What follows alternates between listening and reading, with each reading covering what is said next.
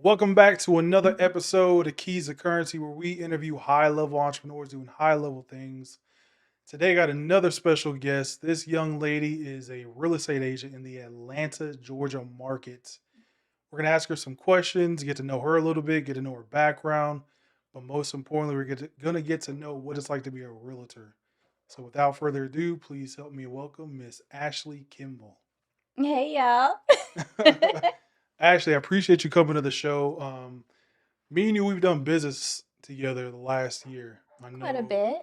yes, we did a number of properties together. We made some Yeah. good money More than together. a little bit. Yeah. You have impressed me because you're one of the top agents in the state, in my opinion, because you like to work with investors, you work with wholesalers. hmm You're not just in one lane, right? Yeah. Love y'all. I have a special place for investors.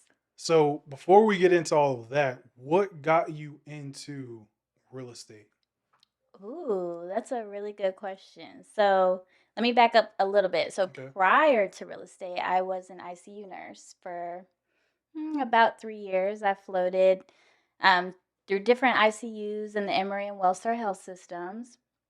And so about 2 years in, I buy my first house. My mom was my realtor. Mhm. She did an amazing job. And I just remember falling in love with the process. I did a 203K 203K B loan. I think it's Mhm. just 203K. I don't know. But I did a rehab loan. So I rolled the cost of renovating this one bedroom, one bath condo that I have, and um, I moved in 2 weeks later. My mom was like, "Hey, baby, if you sell this house, you could probably make like $30,000." I'm like, "Huh? What you mean? Mm. Like, how does that work? Like, I just Yeah. moved in here. Like, what are you talking about?" So she just explained, like, well, basically, you forced equity into your home by renovating. So I'm like, okay, that's cool. So I move in. I'm not gonna sell it. Like, I just poured my heart and soul into this little condo that I still have, by the way. It's a rental now. Mm. Um, but I poured my heart and soul into it, wanted to keep it, but I just couldn't stop thinking about real estate, like, and how much money I could make if I sold my house. And I didn't want to sell my house. So I was like, well, what's next? Right. So I go back to my mom. I'm like, hey, can I get access to like how you're searching for houses? She's like, yeah, the MLS, that's what that's called. Like, yeah, let me look. So I start looking for properties and I'm like, Mom, I think I want to invest. I think I Mhm. want to buy another house. I want to renovate it and I want to sell it, but like with a purpose. So we do that. She actually found the house for me. I remember we're standing with the contractor getting the quote and I'm like, I want to do this. Like I really want to do this. And I Mhm. realized I only had enough money to buy the house, not to renovate it. Like I don't know where my plans were, like what I thought was going to happen. So, long story short, I begged my mom to go on the deal with me. She's like, I don't know, like this is not my thing. Like I'm a Yeah. realtor, I sell houses, like that's it. Um, and we just did it. We went for it. We made 72,000 Oof. on our first flip. And I'm sitting back like my nursing salary is 80,000 and I'm basically making as much money as I'm going to make because I was in the float pool. So I'm floating to different ICU units, getting paid the most money that I feel like I'll ever get paid because nursing is like an hourly thing and there's nothing wrong with that. I love the job, but I knew that this is how much I'm going to get paid. Like, it Mhm. doesn't matter how great of a nurse I am, how many lives I save, like how good I am at teaching other nurses. Like, it doesn't matter. Yeah. I'm not going to get paid much more than this unless I travel. And even then, like, there's still a limit on that. So, where am I? So, okay, so we did the first flip, made all that money. I'm like, okay, I want to really do this. So I get my license. Still nursing, still loving nursing, but I just cannot stop thinking about real estate. So I get my license and 6 months go by, I don't sell any houses at all. Like I don't sell any houses, I don't find any houses to flip, like no activity. So, I have a bright idea to quit nursing. Everybody in my family's like, "What are you doing? What's going on?" I'm like, I think I need to like if I'm going to try Bet on something, yourself. yeah, if I'm going to try something, like I really need to give it a good go. So I went what you call PRN, which means I was working 3 shifts a month Mhm. nursing, and I was just studying, studying, studying. My first year, I sold 36 homes. Oh wow. What year was My this? first 2017, I got my license, so probably from 2018 to 2019. From like the Okay. moment I decided I was going to go all in, Yeah. 36 houses. And so that just like that started everything. Like that's how I got into it and I I love the fact that I made the switch. Like, I love this. I love what I do. I love investing. I love teaching people that, like, regular people, like, you can be an investor. I feel like Hmm. everybody should be an investor. The first house that you buy, you're not going to stay there forever. You're probably Right. going to buy like for me, I bought a 1 bedroom, 1 bathroom condo for 120 something $1,000 with a $30,000 rehab. I don't still live there. So, So I want to touch on that real uh huh. quick. You got into real estate because you were buying your first property to live Mhm. in, right? Mhm. So it wasn't like you had aspirations of like, I just want to be a realtor. It's Not at all. because you bought your first home and you're like, wow, I made a big profit. Let me get into this. Why choose the realtor side and not just go down the path of being an investor or a wholesaler? What made you want to become a real estate agent? Good question. So, it's a great question, actually. So I toyed around with this idea. I went back and forth, but I ended up getting my license at the end of the day because I wanted to learn the ins and outs of real estate, like, fully. So my mom was a realtor at the time, and just, I don't know, just having to, like, go through her logins for stuff to, like, see houses that were on the MLS and, like, pull comps. Like, I just wanted a formal training, I guess, on it. Hmm. Come to find out, real estate school does not give you a formal training on No. anything. It's nothing like what it is. But at that point, I had my license. And then um, my first mentor, Andrew Doyley, he was like, you know what? I know you want to invest, and I promise I'll teach you, but just humor me and try to sell houses to people like yourself. So I'm like, okay, fine. And that's when the 6 months of nothing started. And then Hmm. when I decided to go all in, it just, like, broke some sort of seal. And I've been doing 30 plus deals every single year since I got my license. So when you had that whole 6 months of not getting deals, what were you doing then that prevented you from getting deals? And then what changed to where you blow up and do 36 houses in a year? So I think the fact that I was distracted, those first 6 months, I was still at the hospital and I was working night shift. So I would work night shift, try to be up during the day to try to answer calls for, like, the few little bit of leads that I did have. Mhm. And it was just, I think I was just distracted. Like, I'm an all in type of girl. So once I, like, really set my mind on it and gave it full time, like, it just, I don't know, it just took off. Mhm. Just putting the full attention and, like, training. And I was doing some training during those 6 months. So I took, like, the Buffini course, which teaches you to do calls, notes, and pop buys. Buffini? Buffini. Buffini. It's, they have, like, this big, like, uh ways, it's a CRM basically, Okay. but they teach you along with that, like, okay, you put these people in your database, you label them A, B, C, and D. Your A is your best clients, they're going to send you referrals, blah blah blah, then B, C, and so on.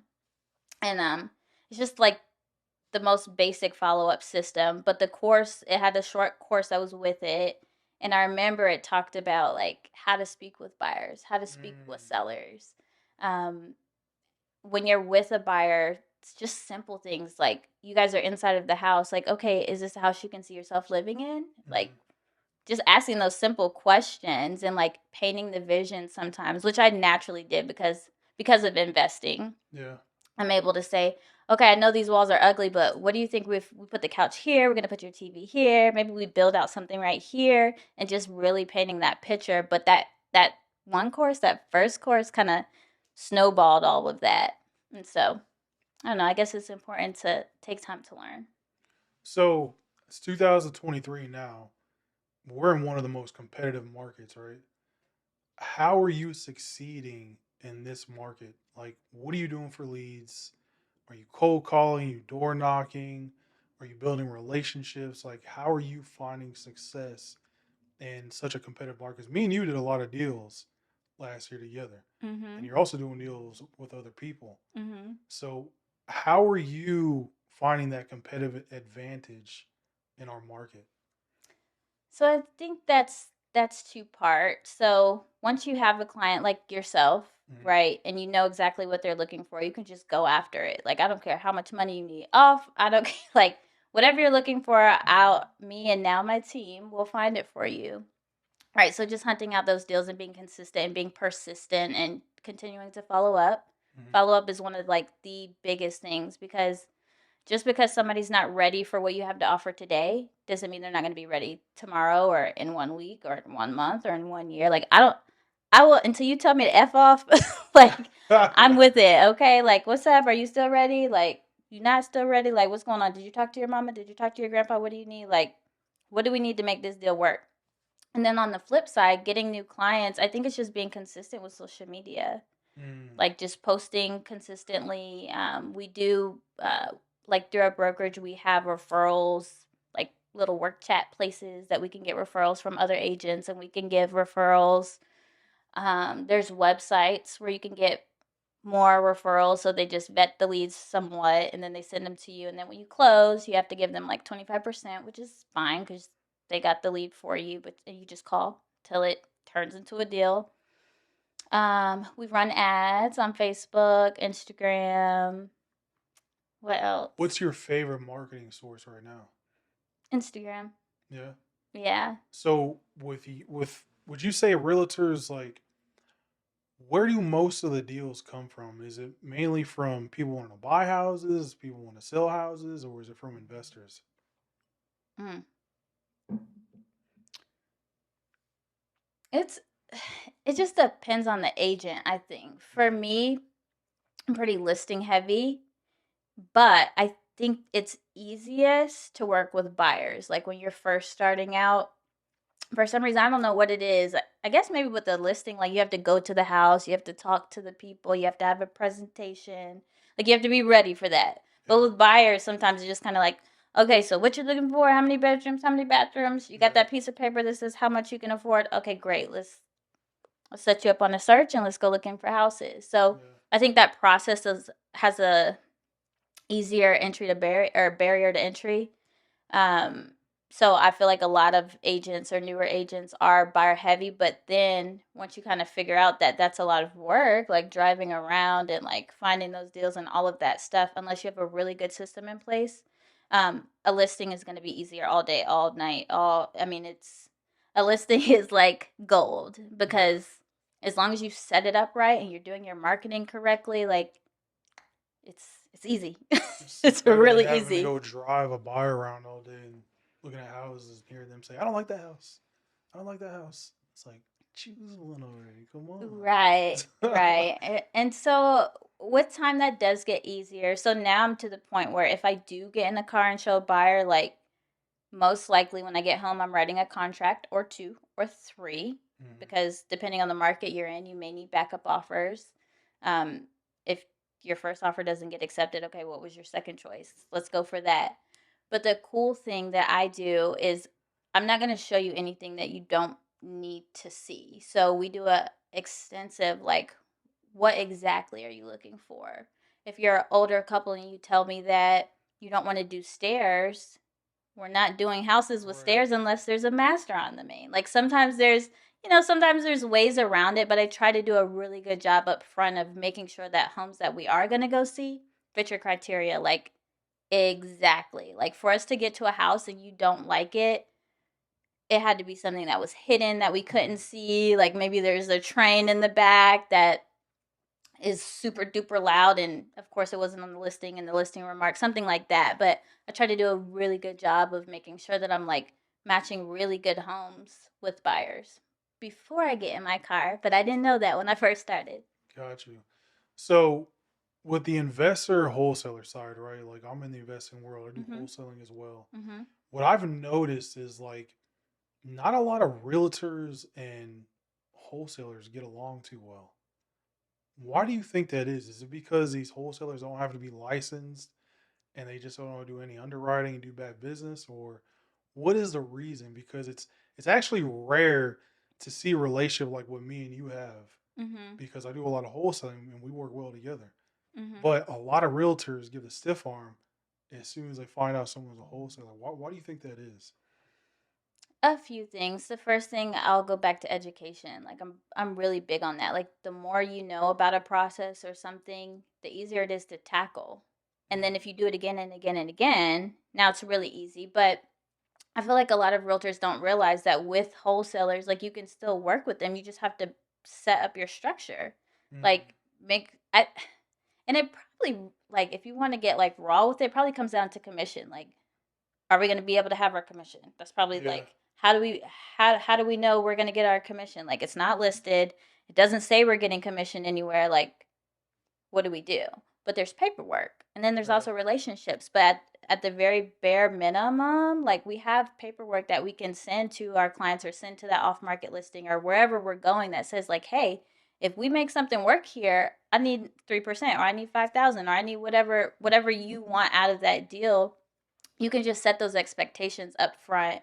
So I think a ton of more realtors would work with wholesalers if they knew, like, how to structure it. Because you and I, we did so many deals together. Because why? It's endless. Like, you're gonna take a property, then you're gonna sell it to somebody, Hmm. which means now you're gonna get it. You're gonna want to do it again, right? Yeah. So it's like repeat business over and over and Yeah. over again. If that can click for realtors, then everybody's in a good space.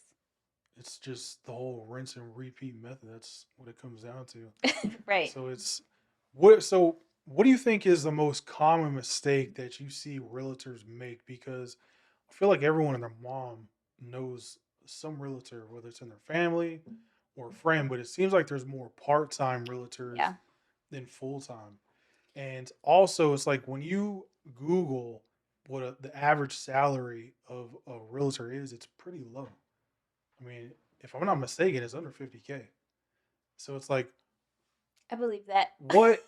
I mean, what? So what separates the good and the bad realtors? Is it just consistency, like you were saying, just putting your head down and staying focused? Like, what is it? I think it's consistency, education, and also follow up. Mm, And let's think about a easy way to put this. When you're working with clients, or no, let me give you an example. So let's say a car salesman calls you today. mm, Hey Justin, I'm just calling to see, are we have these new deals on Range Rovers. Are you in the market to buy a new car today? mm, Probably not. yeah. Like, they just called you out of the blue and asked you. But let's say they continuously follow up with you. Maybe it's just text messages, maybe it's emails over the course of a year.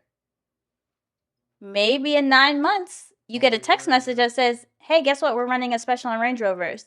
And you think, you know what? I just took that raggedy car to the shop. I think I'm going to go up to the dealership. So it's a matter of time, or maybe your lease is up at that time. Maybe it wasn't up when they first reached out to you. So just continuously, like, following up, following up, following up, because eventually, unless, like I said, somebody says to F off, they're gonna do something. Like, they're gonna buy a house, they're gonna sell a house, they're gonna need a rental property. Like, people have to live somewhere. So, Right. like, as long as you consistently follow up, like, there's going to be an opportunity to help almost anybody at some point. Now, it may not be today, and it may not even be in 1 year, and it may not be in 2 years. Like, I have clients that have been, some clients reach out to me and say, oh, I've been watching you on Instagram for the past 2 years. I want to buy a house. What do I need to do? Mm, And I'm like, wow. yeah. Like, wow. Or people in my CRM that have been in there for months and I haven't heard anything, but I've been like, hey, I just want to let you know I do this, this, and this. Hey, I just want to let you know that we added this to the things that we can do to help people. And sometimes it's just the right time. It's the right moment, but it's going to be the right time at some point. That's the way I feel about it. Yeah. You brought something up. That's the second time you brought up content.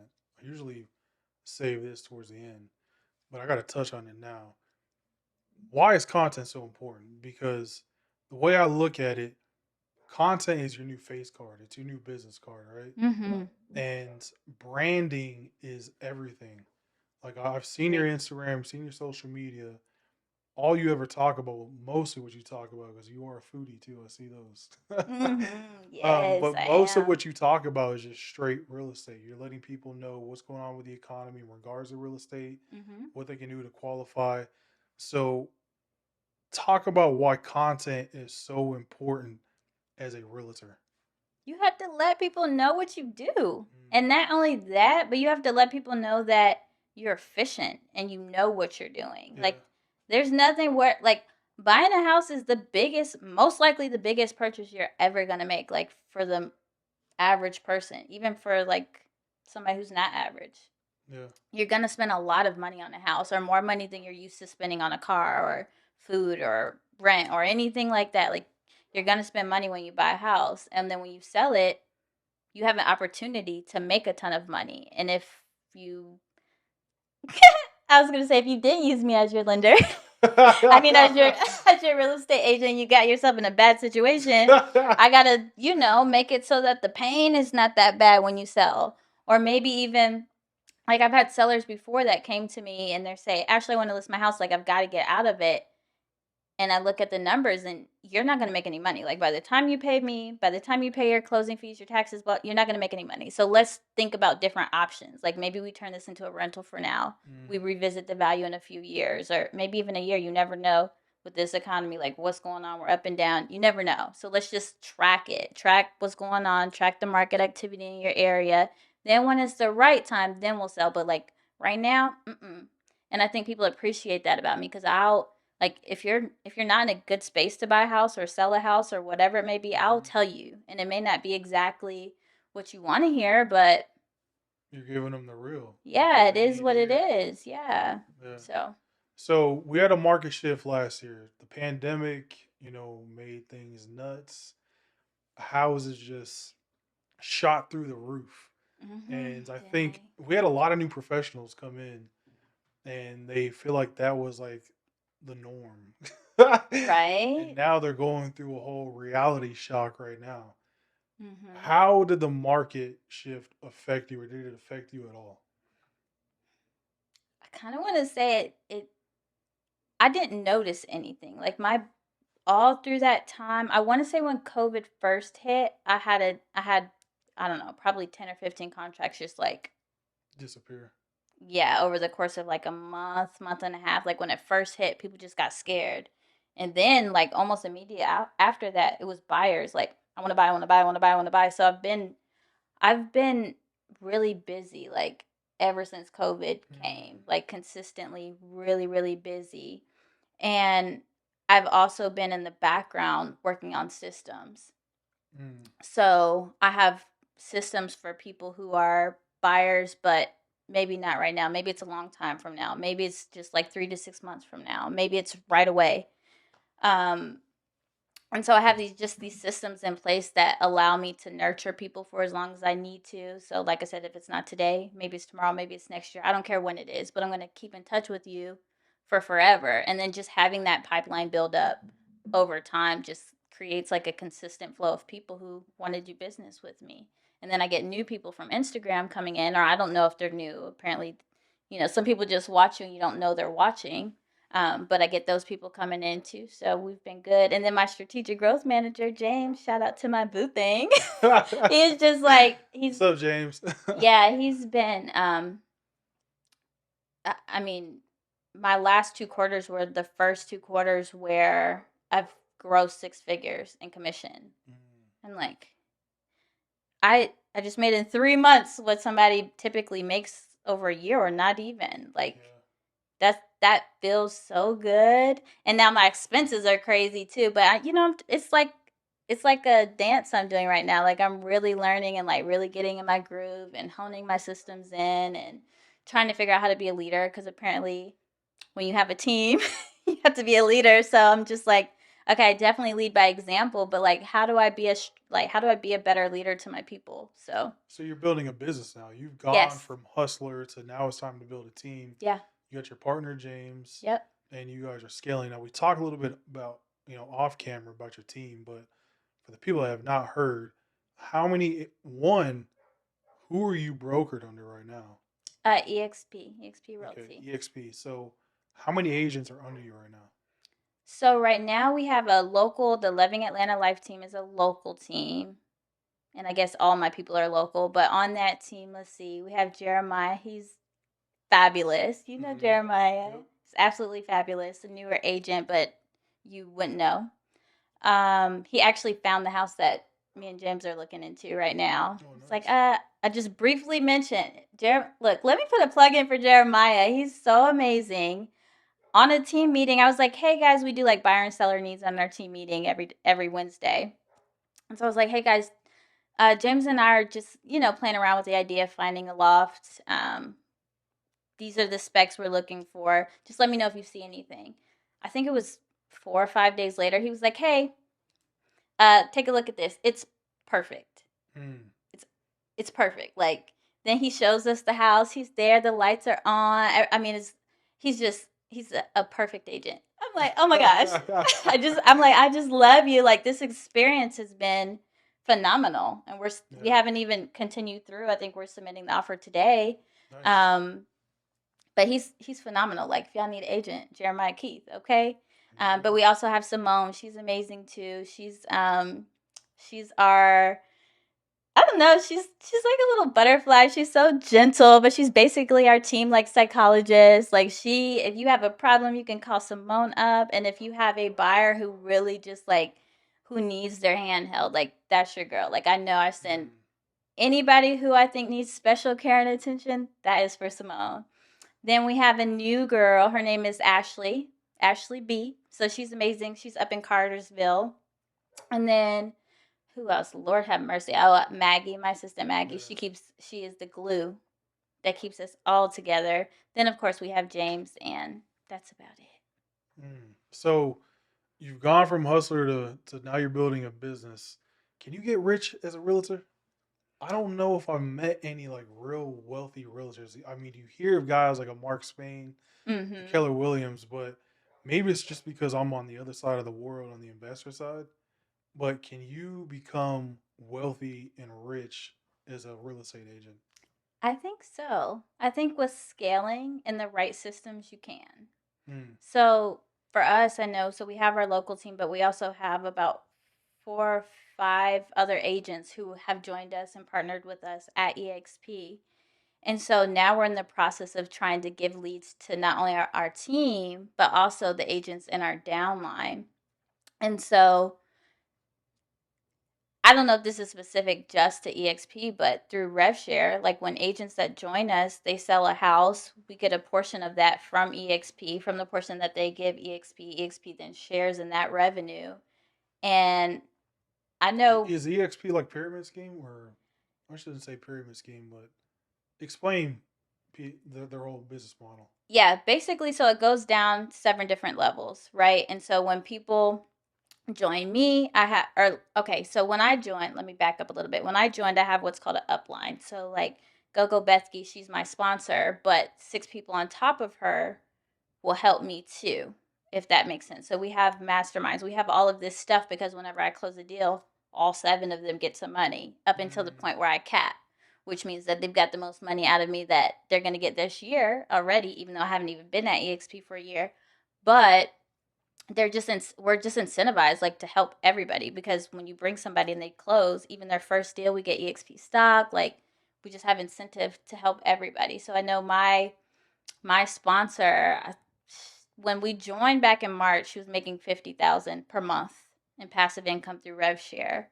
um, right now, That's with her doing no work, just sitting back collecting because she recruited a team. Wow. yeah, I mean, now we have 50K. mastermind calls, so she does get on those and she runs those, but now she has like a full team. She just told me the other day, she was like, it took me 3 years. I was like, I want to be just like you, basically. Like you were doing your thing, girl. She's got multiple businesses. She was like, yeah. So it took me 3 years to get where I am, and she's making over $2 million a year. So Through RevShare? through not Oh, just I'm sorry, rev because you share. said So you she said has a 50K. team. So she's got a team too. Mm-hmm. She's got a team. She's got rev share. She's got she does referrals. So she sends out referrals to everybody in her downline, and so she gets a percentage of that back.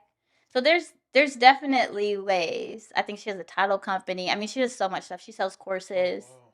Like Yeah. GoGo is lit. That's the next goal for us. We want a title company because title companies, man, those things seem like they're just cash cows, just nonstop, Seems like it, all right? different directions. So what made you choose EXP? Because I know they're not the only like brokerage that's set up like that now. I've heard of like other brokerages like a real brokerage. What Mm-hmm. made you decide on EXP? It just made the most sense for us. So James, I was still at Compass at the time, and I just I was technically on my mentor's team, Andrew Doyley, at Compass, but I was getting to the point where I needed to grow. Like I was already partnering with other agents to help me like find, to do the showings for my clients and all of that stuff. And I'm like, and James is looking at that like, hey, like it might be time for you to start a team. Like you have an assistant, you've got more business than you can physically handle. Like I think you need help, and that can be in the form of a team. But I was already on a team at Compass, and then and then going off of that team and starting my own at Compass was gonna be hella expensive. Excuse my language. So we did all the numbers and we crunched it, and by moving to EXP, um, we projected that I'd save $50,000 for the year, which I did. So looking at my numbers for last year, literally say $50,000 at Icon just now, which means EXP is going to give me all back my $16,000 that I paid in towards my cap. They give it back in EXP stock. So essentially, I've been paying $85 a month to make a shit ton more money at EXP. And then not only that, but we've got the rev share thing going. We've got the team building. Like it's lit. Yeah. It's so lit, and we have support. Like So what's the next steps? Like, where do you see things going over the next like 3 to 4 years? mhm.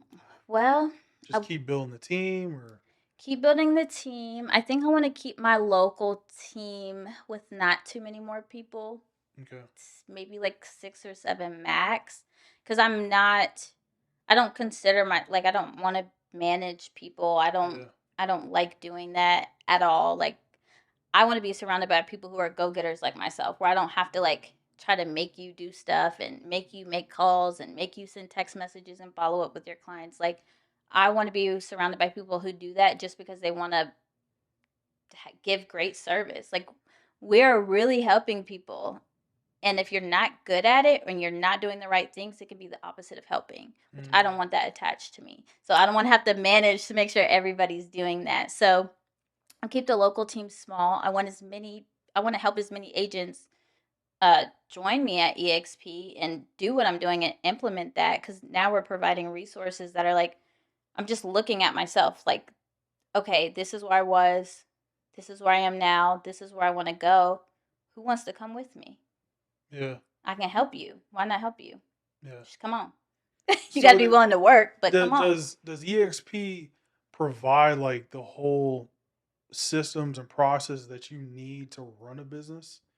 And so, like, for instance, I run an investment company. We still got to pay for sales training. Um, we had to do our whole SOPs. We had to do everything from scratch, right? Mm-mm. With EXP, do they pretty much provide and just lay it out on a plate? They do. They do. Wow. So we have a robust CRM. I use a CRM called Brivity, just because I had it set up prior to moving to EXP, but they have KV Core, which is similar. So you can set up seller campaigns, buyer campaigns, and do that thing that I was talking about. So you can put your people into buckets, your leads. Are they buyers, sellers, tenants, whatever? And where are they? Um, are they at a point where we have no clue when they're going to buy, but they said like at some point they're going to? Okay, fine. Put them on a watch plan. Do we have somebody who's going to be ready in 3 to 6 months? Okay, cool. Nurture them. Do we have somebody who's ready now within the next 3 months? Okay, put them on a hot plan. And we also have plans for people who we haven't even ever talked to because they came in from an ad, right? We've got to call them and call them and call them, or text them and email them and all this stuff until we get them on the phone and they say yes or no and they tell us their timeline. Then we put them into that other pile. So they have that KV Core, and it texts. You can call from the system. It texts. You can run ads through the system. So yeah, and then as far as like tracking, they have like the most robust system I've ever seen. So you can track all your agents that you have. We have an app. You can track buyers, sellers, your transactions. They do like a really good job reporting that. You can filter different stuff if you just want to pull out like what you did in this time frame. So far so good. I'm happy. So, what is your goal for this year? How many deals do you want to do? Ooh. So I wanna do at least 50 listings on my own, and I'm already at, I think we've closed 3, but I've got like 11, I think, that are either coming soon, and I think I have 3 of those are already active. So we're on pace for that, but I don't want to work with any buyers this year. Not personally. When I say that, I just mean I don't want to get in my car. I want to work Gotcha. with my team. So, but total for the team, I want us to do anywhere from 150 to 200 deals this year. Nice. So, and That's I a good plan amount to of deals. pass out like most of those in the form of leads. Hmm. So, what kind of marketing budget do you need to hit that kind of goal? That's a good question. So right now we're just running like $600 a month in ads. $600. Six, yeah, but Instagram is organic. Like Gosh. people just click that link that says they want a consult, and then they go into the database, and then they get nurtured all the way up to the time that we have the consult. Then we sit on a call. Well, I say that because $600 is such a It's nothing. layup. I Oh know my you. I know you gosh. spend a lot. Yes, we spend a I almost fell fortune. off my chair when you told me how much you spend. I mean, the ROI is good, but when the market shifted, it was just like it became a nightmare. And so that's why I was kind of curious. Like, investor side of things, all the buyers just kind of disappeared. Not meaning the retail buyers, but the cash buyers and the investors. They're just like, we want to see what's going to happen with the economy. Let's put everything on pause. We're not buying right now. They're still Mm-hmm. raising rates. We want to see there's going to be a big market correction slash crash. And Mm-hmm. so on the wholesale investor side, it just like freaking the bottom fell out. It was nuts. But then talking to you, because I would text you and say, hey, what are you seeing? Are you still busy? And you're like, we're still running wild. Like, we're still getting business. People are still buying. Mm-hmm. And what's interesting is like when you talk to realtors and mortgage lenders, everyone's like, listen, everyone's freaking out because interest rates have been at 2-3% the last couple of It's years. just not normal. Where they're at right now is actually fairly normal. Right. Like not too long ago, interest rates were right where they're at now and actually a little bit higher. Mm-hmm. They're like, this is the new norm. This is actually a normal market. Yeah, I'm fine. And it's not really affecting you. And it's interesting to see both perspectives with how investors and wholesalers get affected and then the retail market gets affected. So Mm-hmm. it's interesting to see. Um, if you were starting from scratch, right? Like today, Mm-hmm. what is after you were to pass your test as a realtor, what's the first thing you would do? Would you do anything different? Or would you do it all the same with what you know now? I would have quit nursing immediately Mm. so that I could just invest my full time in like learning. You would have Also, went all in. just learning. Like I spent so much time in courses on YouTube. Like YouTube is really good for Yeah. like just learning stuff. Like if you want to learn a specific thing, just YouTube it. YouTube University. Yeah, Google it. So I spent a lot of time learning, which I think you have to take the time to do. Like you have to, or else you don't know what you're doing. Like Yeah. shadow people, find a good mentor, which I did. I was lucky. Like my dad knew Andrew Doyley. He Mm. ended up being my mentor. So I really just got lucky with that. Like I really did. So I had good guidance from the very beginning, but I still had to find like Andrew's like big picture thinking. So he's like, all right, do some transactions that's going to pay your bills, get these rentals, that's going to fund your retirement. Here's how you flip a house. Like that's his thing, and it's just like he's just big picture. But like when it came down to like learning the paperwork and all of that stuff, I did paperwork for Miss Elena. She's so sweet. She took me under her wing too. But just offering to help people is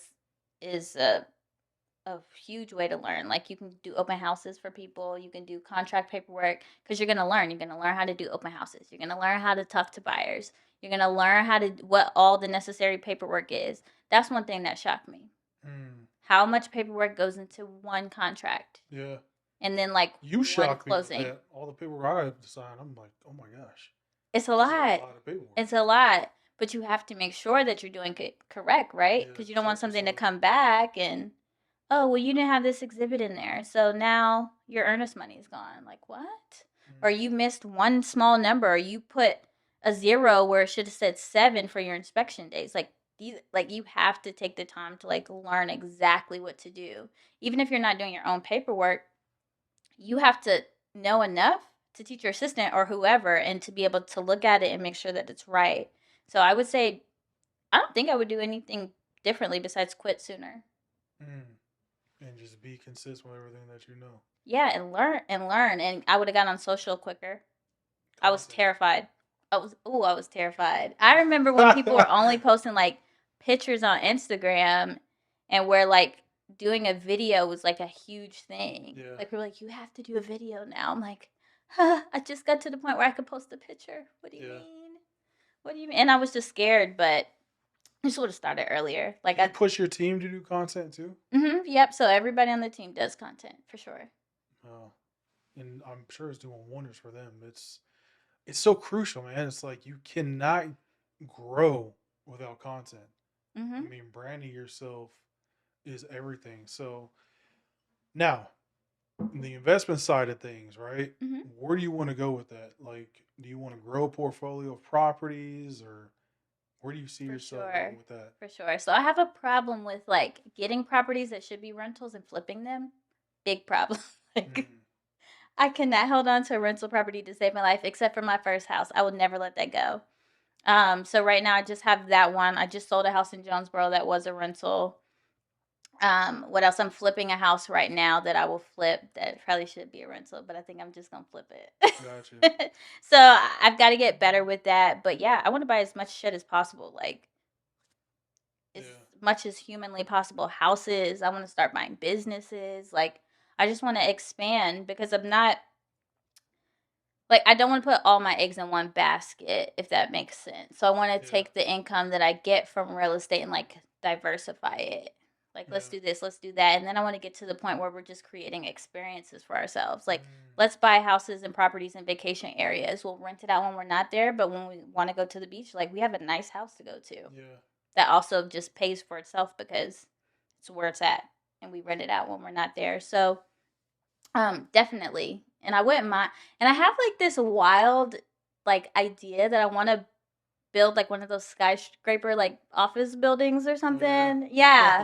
It doesn't have to be in Atlanta, but like I want to look at a building and be like, I built that shit. Put your name on it. Yeah, at the top. Kimball. That's right. Kimball Building instead of Trump That's Tower. right. At the Kimball top. Tower. That's right. I really want to do that because it's just something that seems like so outlandish to me, and it's probably possible, but to me it feels like not within reach. So I'm like, I want to reach it. I want to do that. Mm, I don't even know if single people do that, but I want to. yeah. Do you read? Yeah. How often? I listen to audio a lot. You have any books you could recommend for anyone that is wanting to get into the Ooh, business? ooh, ooh, ooh. So I have one that's not related to real estate, but it changed my life. It's called "I Will Teach You to Be Rich" by Oh Ramit wow. Sethi, and it just the way I do my budgeting and accounting and all that, like it just changed my life. Like my credit card limits are crazy. Like I pay all my bills on time automatically. I have an account where I know it's got a $5,000 buffer because my expenses are getting a little bit bigger at this point. But I know anything over $5,000 in that account at the first of the month, all my bills go out. Anything left over, I can spend. Then I pay myself every 2 weeks. So everything. Oh, sorry. Sorry. It's okay. But then I pay myself every 2 weeks. So I know, like, in the middle of the month, I'm going to get some more money that I can spend, and that's what he calls guilt-free spending Mm, out of that account. So like every quarter I just sit down, look at my expenses, and then I take the money that I made this quarter and I fund that for next quarter. Well, that's how I initially started. So now I'm to the point where I can take one quarter worth of money and expand it over 6 months. So so the now I book know. taught you how to manage your Yeah, finances and get everything yeah. in order. So I get paid like I work a W-2 job. Like I know every 2 weeks I get a paycheck, and then whatever's left over of it, I can go spend. It doesn't matter what I spend it on, and I don't have to feel bad about it. Like I've always been a saver. So like I want to save for this, I want to save for that, but I will save and not spend anything if you let me. Like I'll just be like, oh, I gotta save, I gotta do good, I gotta save, I gotta save for my retirement. But now I have my system, so I'm still saving, but Yeah. I'm also enjoying the money that I worked hard for. Like why not? And it's in the budget, so it's okay. Like it's all structured, it's all good. So, do you plan on opening any other businesses? Yeah, maybe. Probably a hookah place, a Okay. restaurant. I was gonna ask, is it gonna be real estate related? But Nah. what Nah. makes you want to open a hookah lounge? Just something you Cause I enjoy, or? Because so we're in Atlanta and I like hookah, but all the hookah places are ghetto and ratchet. And I do not like ghetto or ratchet. So I'm just like, well, okay, I take that back. So Pasha is one place that's not, but they're just too expensive. I'm like, So and then Seamus you is a want a good middle ground, bougie, but affordable. right. I Yes. And then it's gonna be don't know mine, if so it's gonna be bougie and free affordable can whenever I go coexist. in. So that'd be I kind of want it to tough. feel nice. So kind of like the same experience I'm trying to create for our clients now. Like we want everybody to feel like they're buying within luxury. Like I want you Mm. to feel like you're very important because you are. Everybody's important. So if you can buy a house or yeah, any kind of house, I don't care what I want you to feel like you're buying a gazillion-dollar house because you're special. So I want that same thing to transfer over to my hookah spot. Like this is a nice hookah place and it's not a gazillion dollars. Like it's priced regularly. The drinks are delicious, but they're priced regularly. So Well, I guess it's possible because if the owner of the Falcons, he built the stadium. When you go to the games, all the food's actually affordable. mhm. It's not like astronomical prices, but I'm just trying to like fathom in my head bougie, affordable. I I'm like, know. I I just know. don't see that working out too well. But anything's possible, so Yeah, you just never like know. not doing too much. Like no, don't come without a shirt and flip flops, but like wear your nice clothes. They don't have to be fancy, but just, look good, feel good, come have a good drink, come have a good hookah. It's not gonna be all smoky and stuff in there. Like it's just like a good vibe. Hmm.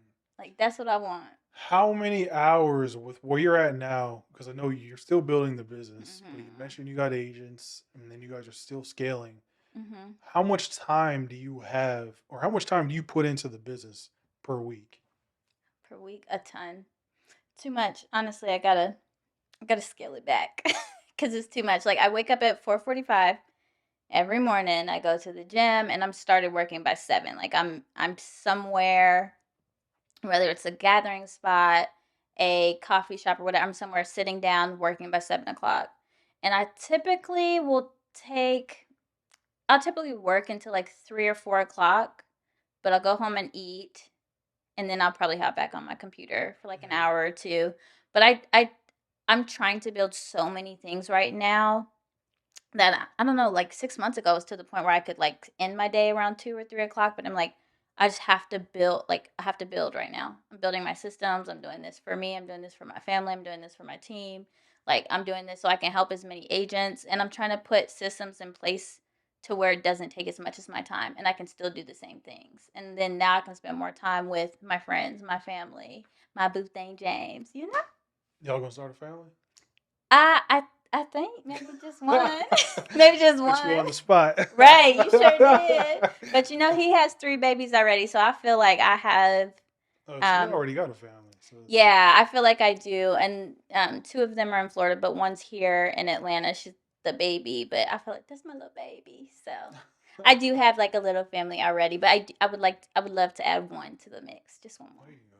I'm sure James will be Uh, down. no, he's like, do we have to, or like what do you think about that? I'm like, yeah, we have to. So So, everyone has been freaking out about what's going on with the economy, interest rates rising. What do you predict is going to happen for 2023 and beyond? You think we're going to see a little bit of a dip off as far as like sales, or do you think we're going to have a steady hot market? I think we're gonna have a steady hot market. So I'm actually betting on that. So I'm doing a renovation right now over in Florida Heights. I'm buying right now. I feel like rates will go down. So my plan is to refinance in a few years. And if not, I'm buying in an area where there's like new construction going up. They're building some like rooftop restaurant big thing, kind of like Pond City Market right there. It's by the stadium, by Mercedes Mm-hmm. Benz Stadium. And so I think everything's gonna be okay. Like I feel fine to invest. I feel fine to buy. Like Yeah, I feel okay with it. So I think we're gonna be in a good spot. you're not fearful what's going to happen with interest rates going Mm-mm. up. No, because at the end of the day, I know I'm a hustler. Like I don't care. You're going to make it work. Yeah. If there's a way to make it work, I'm gonna make it work. And if there's not, then that means if I can't make it work, that means we're all just like done. I was gonna say the F bomb. I'm not gonna do it. But yeah, if I find myself in any situation, literally everybody will be in it because I'm gonna do what I have to do to get by, and not just get by, but be successful in whatever I do. So Yeah. I think we're gonna be all right. I think you're gonna do fine. You've done a pretty good job with branding yourself. You're consistent with everything that you do. You build good relationships, and to me, it's like that's what this business is all about: is being consistent and building relationships. Because in this business of real estate, it's not just what you know; it's who you know. That's right. And I've probably made most of my money based off the relationships. But I appreciate you coming on. I look forward to the business that we're gonna do together. Yes, let's get I'm it. excited. It's refreshing to be back in here doing this. Guys, if you're watching this, please like, share, subscribe, comment your favorite parts. Ashley, how can they find you? Loving Atlanta life everywhere, but only on Instagram because that's the only place I really post. There you go. We're gonna have to get together and do a part two to this and get an Okay. update in I'd say about 6 months to 8 months. Okay, let's do And let's it. see if you hit your goal, which I Okay, have I'm no doubt you're gonna hit. excited. You holding my feet to the I gotta fire. hold you Okay. accountable. I know you're gonna hit it. I already know we're gonna do deals together. So Oh yeah, you um, can help me. I'm gonna Help me, help you Justin. achieve Help your me. goal. I'm gonna help you Okay. achieve it. But I appreciate you guys tuning in. And until next time, I will see you guys on the next episode. Peace. Bye, y'all.